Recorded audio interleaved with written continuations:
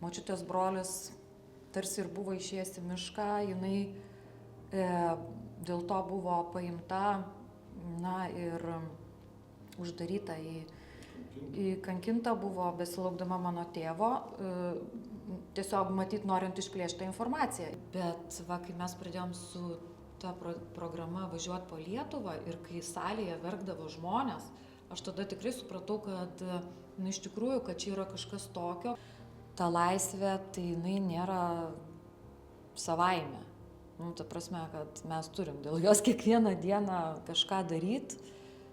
Taip jau yra su Lietuva, taip jau yra ir greičiausiai labai gali būti, kad ir bus. Kaip veikia tie simboliai tiesiog paprastai gyvenančių žmonės, kai mes per edukaciją rodo Jono Žemaičio portretą, žinai, ir klausia, kas čia toks, nieks nežino, sako, čia, žinai, Julius Janonis atsako, čia Biržuose. Dabar, šiais laikais, nes jie Janonį žino, supranti, o Žemaičiai akyse nematė.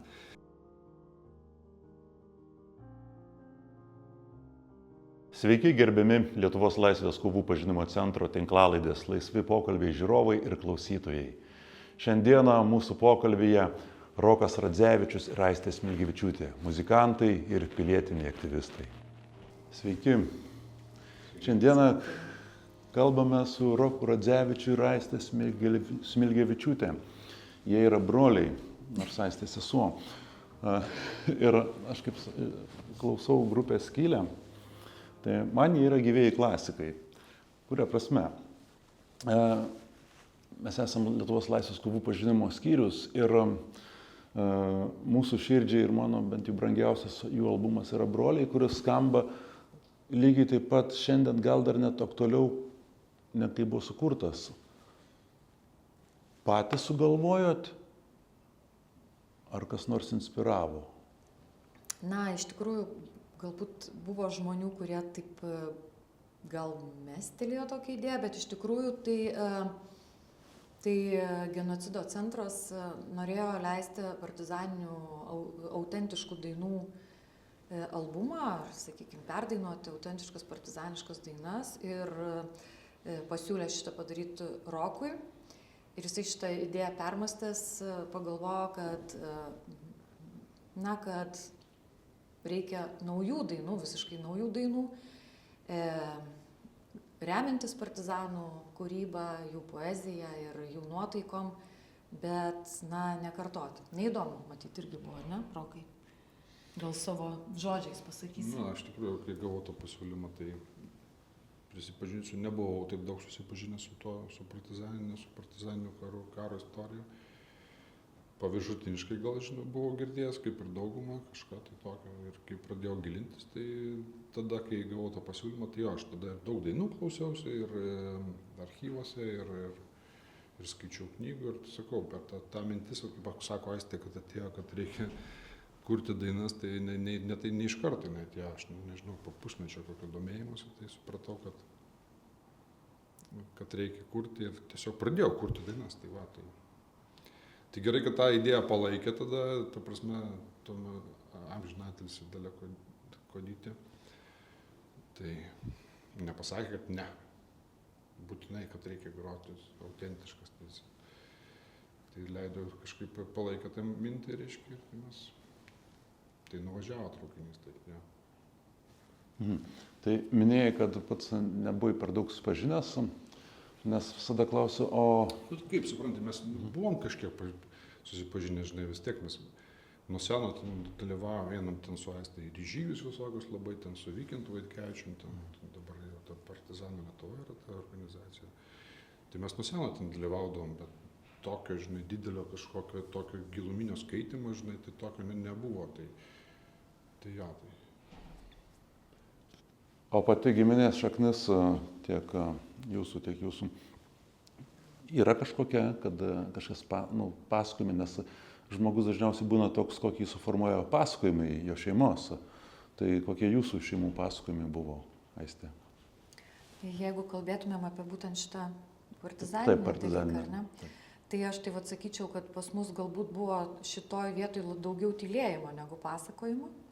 Galbūt ir tik tai dabar, po kurio laiko aš tik pradedu susivokti, kad gal iš tiesų ten kažkas tokio ir buvo, nes močiutės brolis tarsi ir buvo išėjęs į mišką, jinai dėl to buvo paimta, na ir uždaryta įkankinta buvo, besilaukdama mano tėvo, tiesiog matyt norint išplėšti tą informaciją ir aišku apie tokius apie tą jos brolį.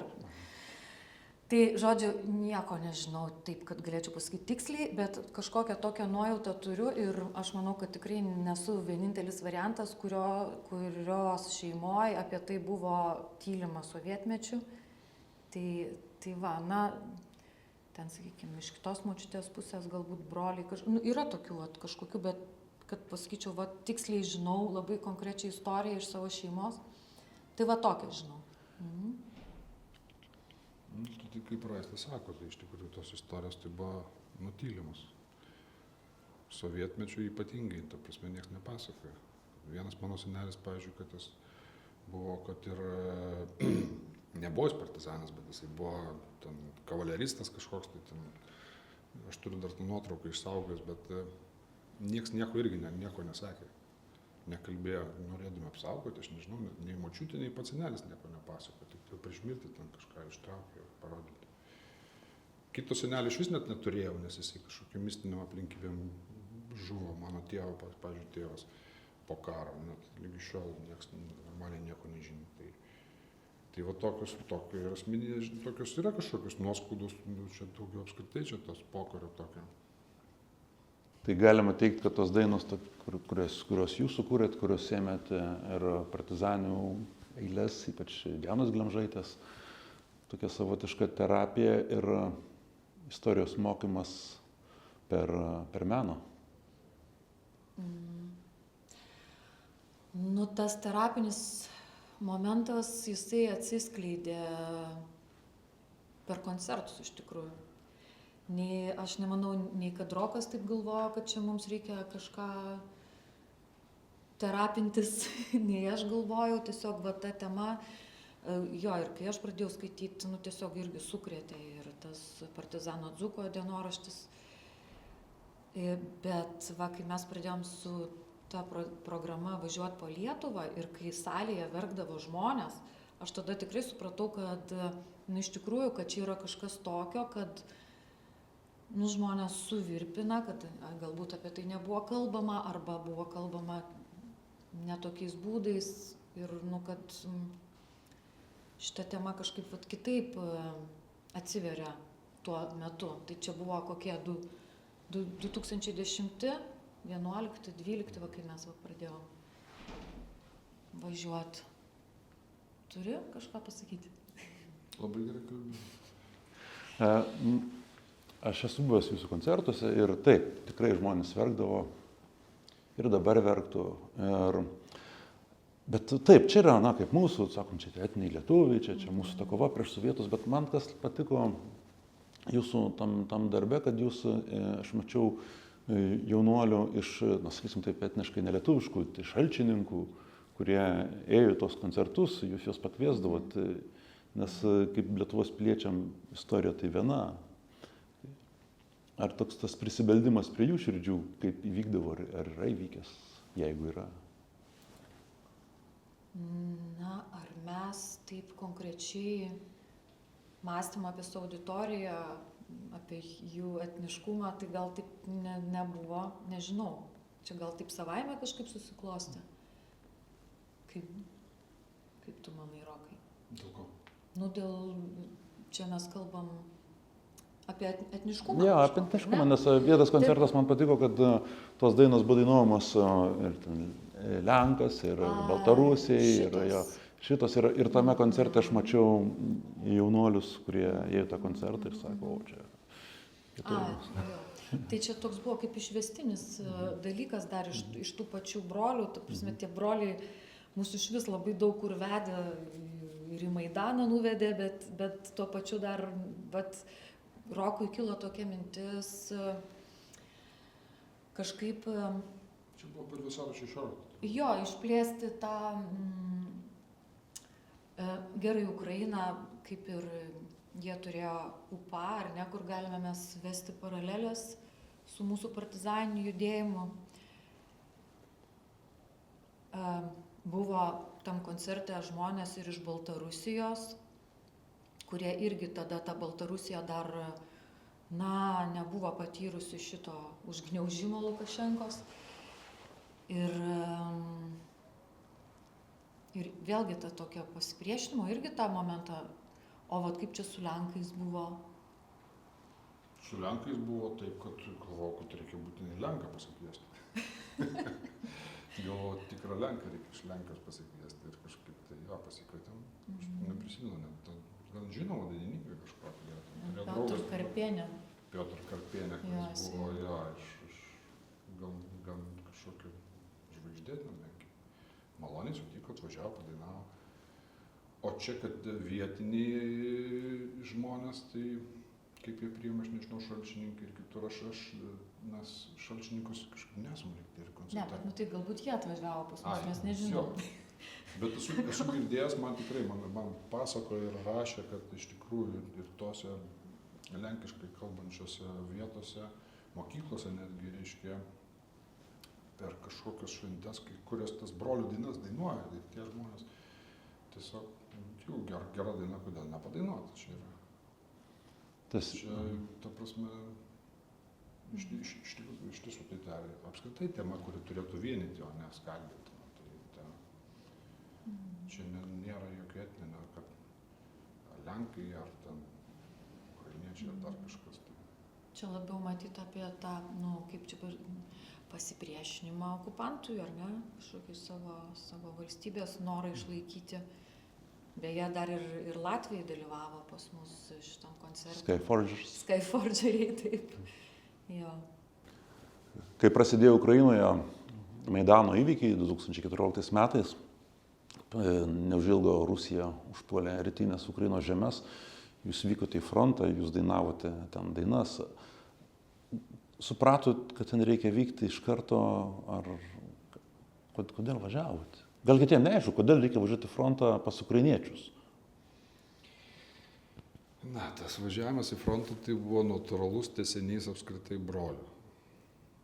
Nes kai pirmas buvo mūsų važiavimas, tai kai prasidėjo Maidano įvykiai, kai prasidėjo pats Maidanas, mes kažkaip tai besidėdami tiesiog virtuvėje, begerdami arbatą, tiesiog natūraliai kažkaip pagalvojom, kad mes turim tikrai nuvažiuoti būtinai. Nežinau, kodėl čia tai buvo. Nebuvo kažkokio didelio loginio paaiškinimo, bet tiesiog paėmėm ir nuvažiavom, pagrojom. Tai čia buvo pirmas žingsnis, tada, kai ten pagrojom, po to grįžom, galvojom, reikia tikrai nuvažiuoti ir kariams pagroti. Tai tada nuvažiavom, pagrojom. Taip? O tu nori pasakyti? Tik tai galiu pasakyti, kad ta daina priesaika ukrainiečių kalba skamba lygiai taip pat aštriai kaip ir lietuvių kalba, gal net ir, turint dar tuometinį kontekstą, gal net dar aštriau.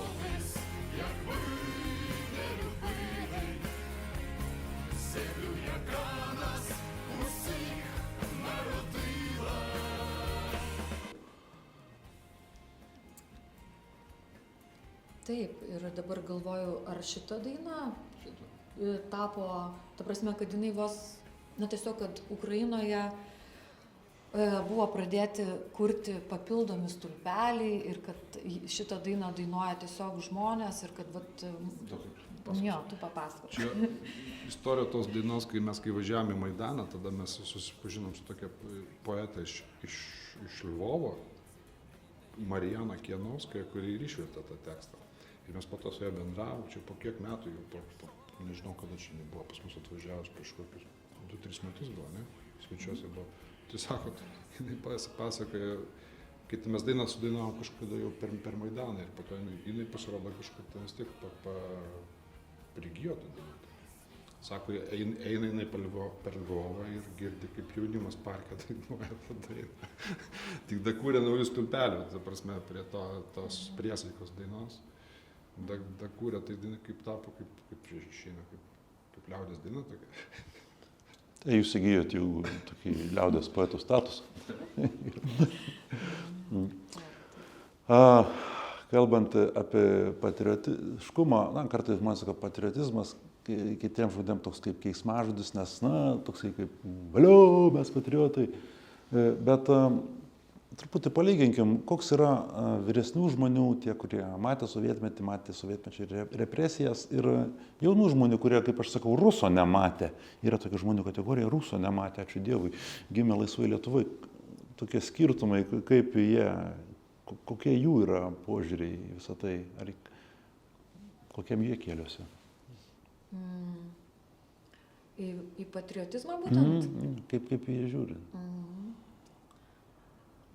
Aš nežinau, bet aš truputėlį jaučiu, kad visgi yra tokio labai daug to globalumo šiais laikais ir tas toks nepatosinis patriotiškumas, ar ne, sakykime, gal vis tiek formuojas kažkaip tai, nežinau, per šeimą, gal kažkiek ir per mokyklą, per kažkokį tai to savo krašto pažinimą.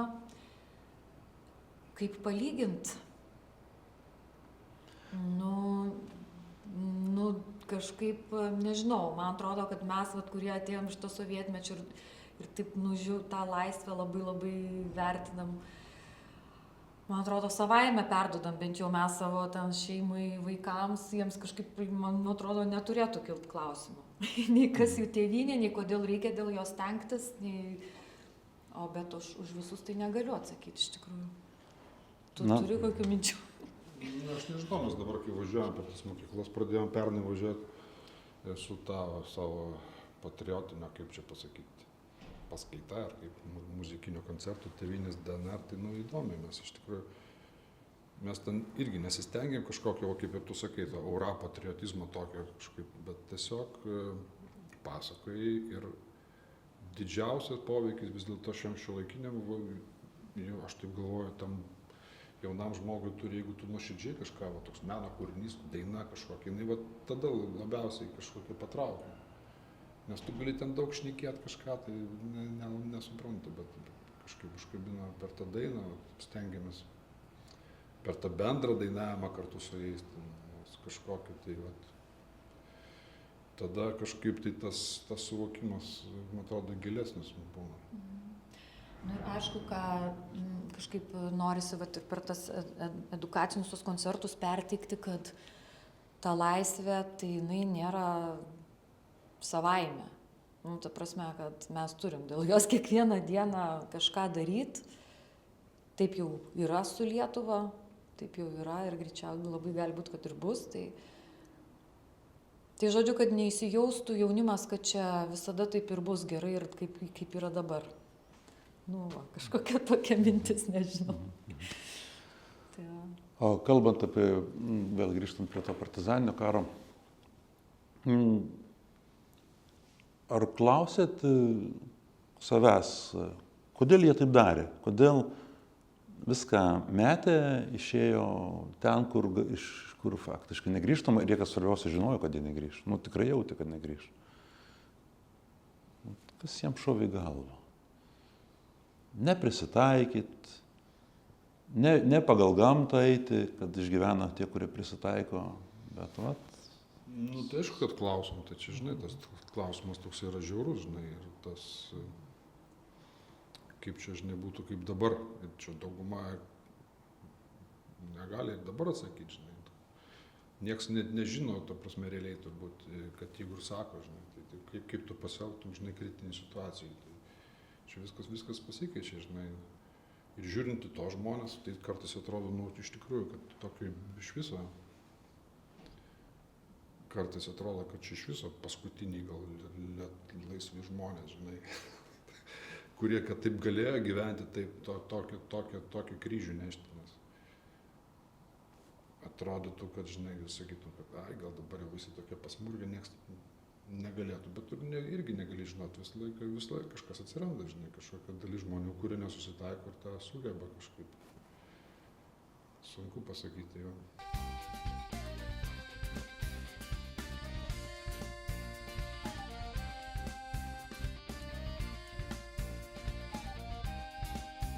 Kas aštresnė, ar baimė, ar kulkos, kiek mirtis pasislėpus veidų. Klausė savo mano maudami dulkės, 8 karžygiai sutemų. Klausė savo mano maudami dulkės, 8 karžygiai sutemų.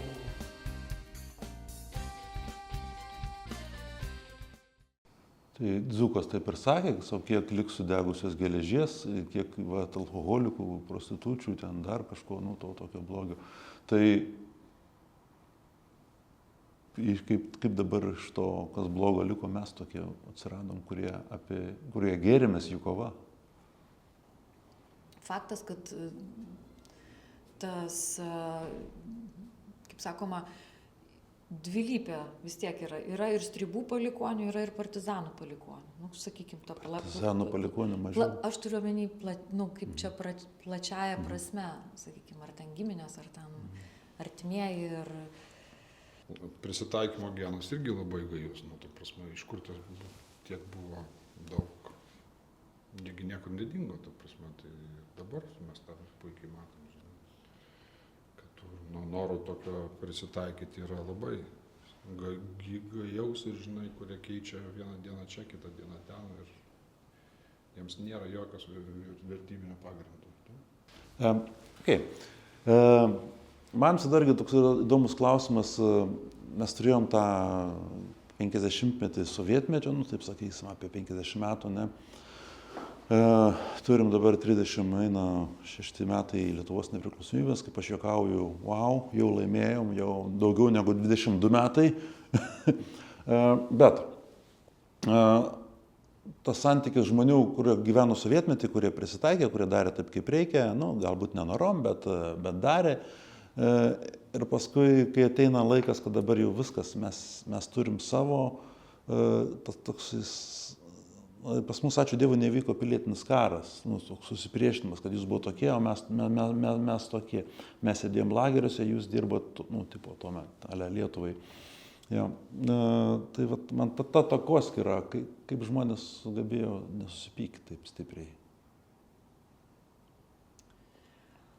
Aš visgi galvoju ir tiegi to referendumo rezultatai, kokie parodė, kad visgi žmonės norėjo būti laisvi, bet kurie norėjo, ten ar tie, ar anie, o kaip ten jau po to išsidėliojo, kaip ten kas, kur nukrypo,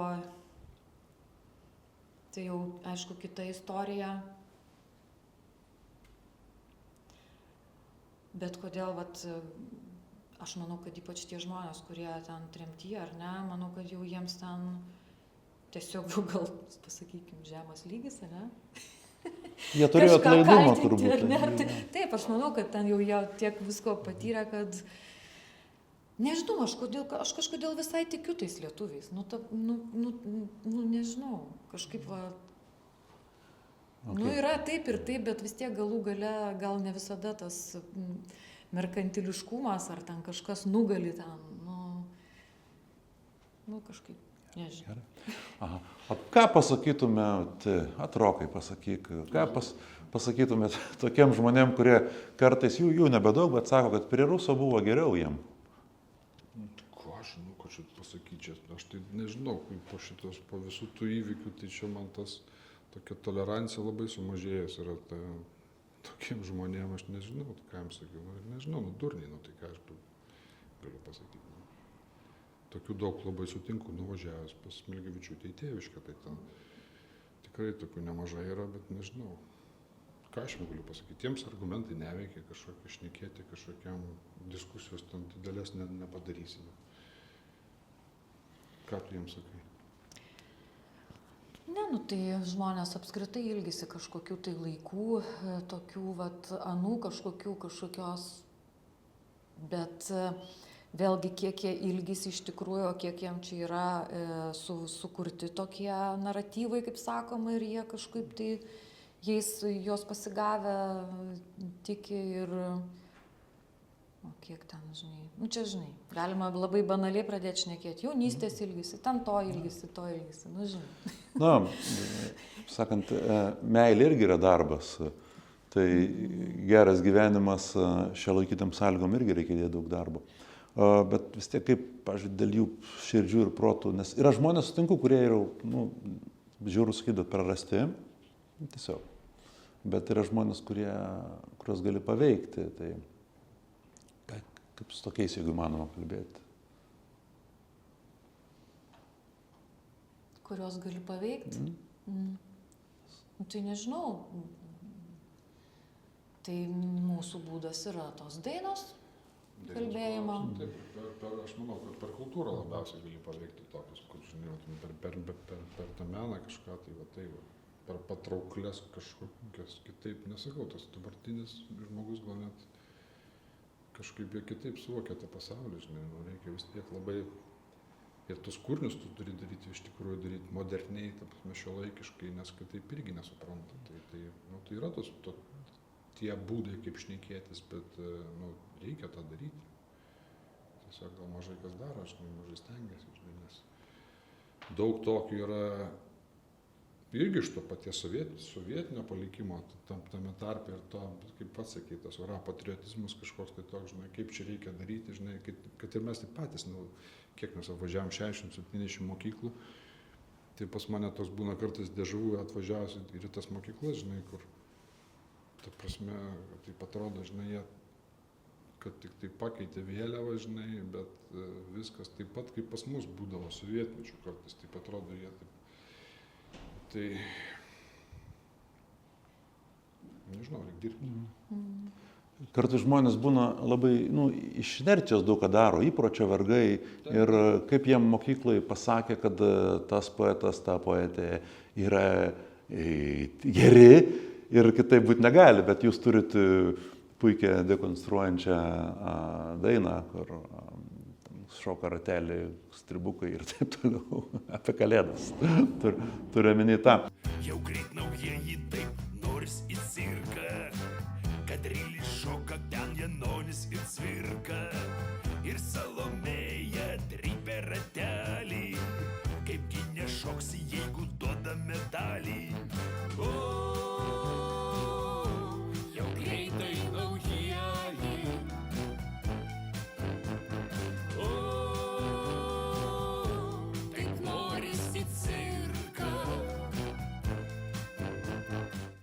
O man įdomu, kiek sulaukėt neapykantos socialiniuose tinkluose ir gyvenime už savo tokią antisovietinę poziciją, antikultūrinę sovietinę tokią poziciją. Grasino kas nors jų? Bet mes pripratę, mes labai daug sulaukiam heitų iš tikrųjų, pas mus pastovė, aš nežinau, kas... Mes mažai sulaukiam. Palyginus mažai. Mes mažai sulaukiam heitų. Mažai šiandienas? Tai aišku, kiti sulaukia heitų.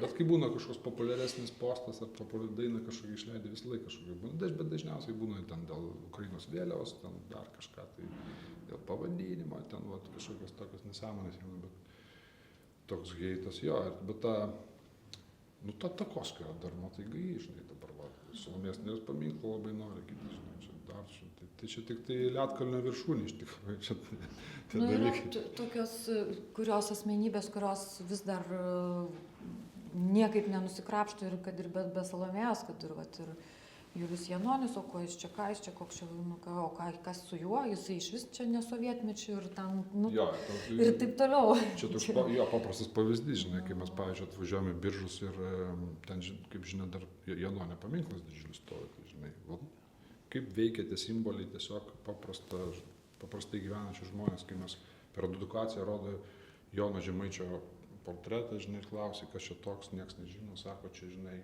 Julius Janonis atsako, čia Biržuose, dabar, šiais laikais, nes jie Janonį žino, supranti, o Žemaičiai akyse nematė.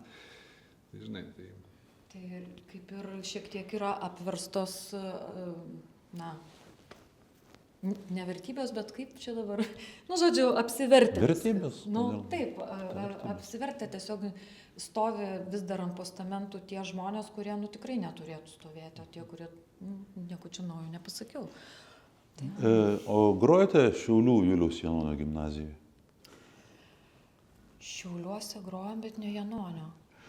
Čia toks provokatyvus klausimas. Vyrus Bet jei užsiminėte. pakviestų, tai grotume. Tikrai. Mes grojom. Bet pasakytumėt, kad gal jūs tą pavadinimą keiskit. grojom mokyklai, kur mokėsi Glemžaitė, iš tikrųjų. Bet jinai irgi neturi vardo. Ir mažai kas net žino, kad irgi iš tų pačių vietinių, kad ten, pavyzdžiui, Glemžaitė mokėsi. Nu, nėra ten, nu, galėtų Glemžaitės mokyklą pasivadinti, bet ne, kažkaip niekam nekyla mintis tokia. Kalbant apie Glemžaitės poeziją, mes matom, kad jeigu ji būtų likusi gyva ir toliau būtų kūrusi, jinai būtų tapusi Taip. Lietuvos poečių poetė. Taip, puikus eilėraščiai tikrai.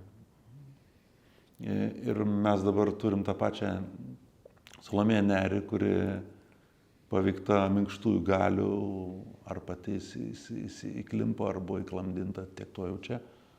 Ir mes turim mums sovietmečius formuotą vaizdą. Apie ką dar norit padainuoti iš mūsų laisvės kovų? Ar išdainavot viską, sudėjot į brolius ir jau?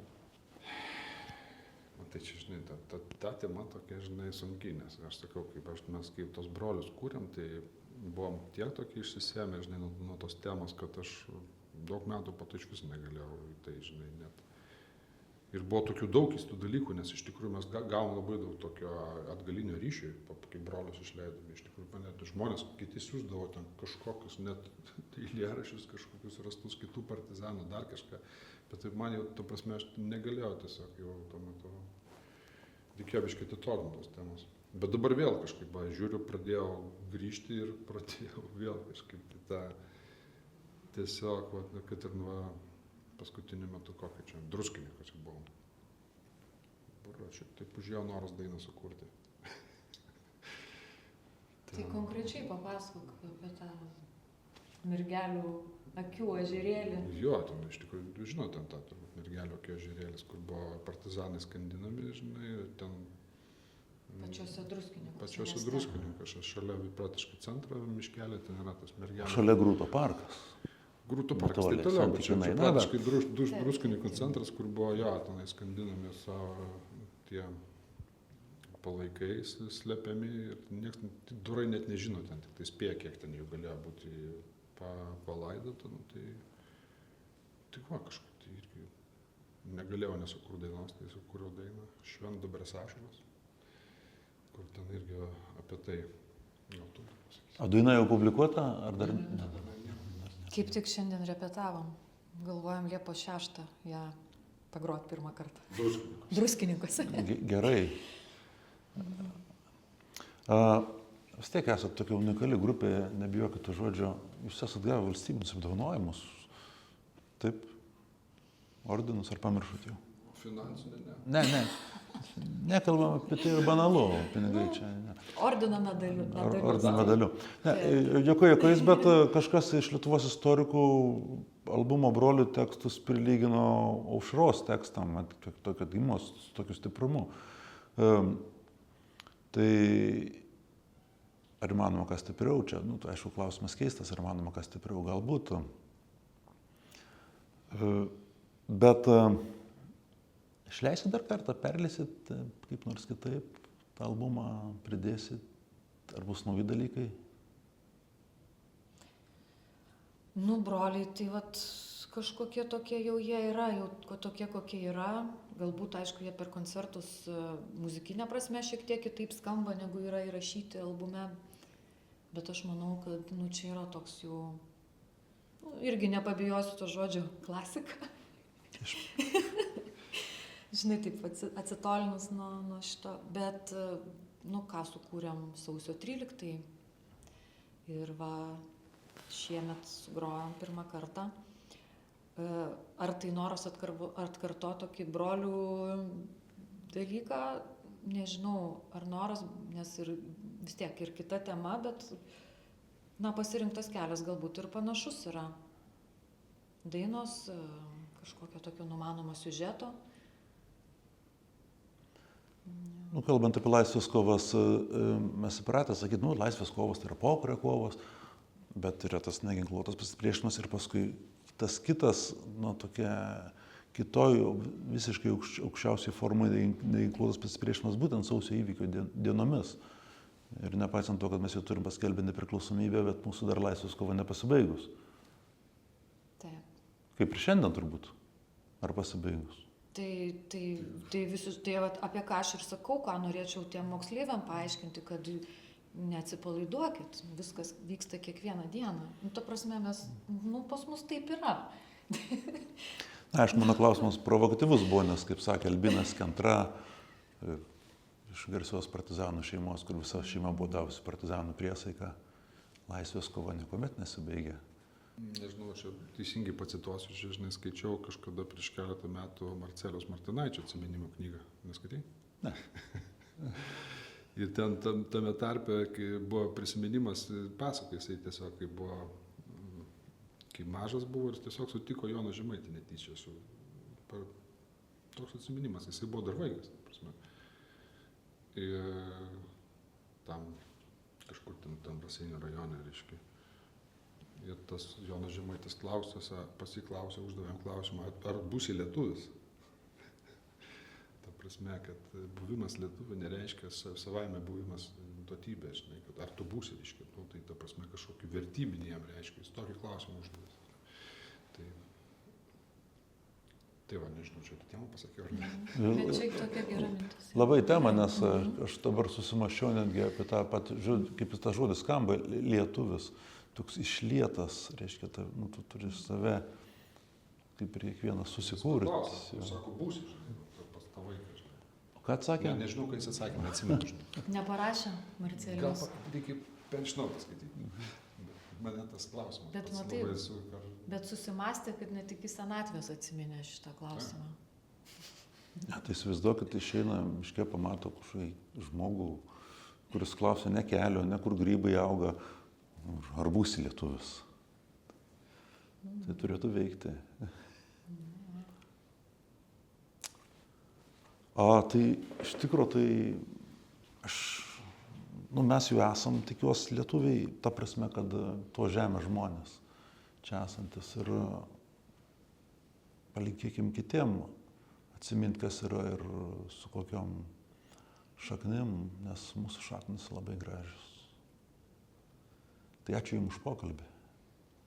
Ačiū, kad pakvietei. Ačiū.